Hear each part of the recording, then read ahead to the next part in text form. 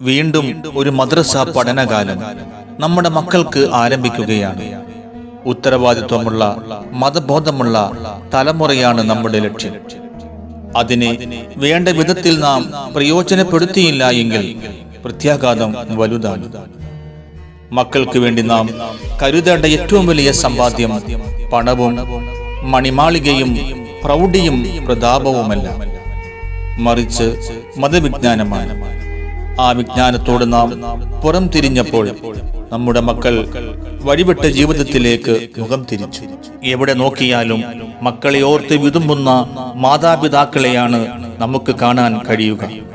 പ്രിയമുള്ളവരെ, അതിനുള്ള മോചനം നല്ല മനസ്സോടെ, പ്രാർത്ഥനയോടെ, ശ്രദ്ധയോടെ, നല്ല കരുതലോടെ തൻ്റെ മക്കളെ കരം പിടിച്ച് ദീനി കലാലയങ്ങളിലേക്ക് കയറി ചെല്ലുക എന്നതാണ്.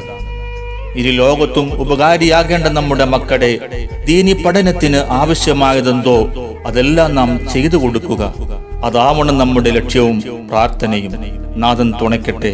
വിനയപൂർവ്വം ഷിനാജ് ഖാസിമി, അരൂർപ്പാടം.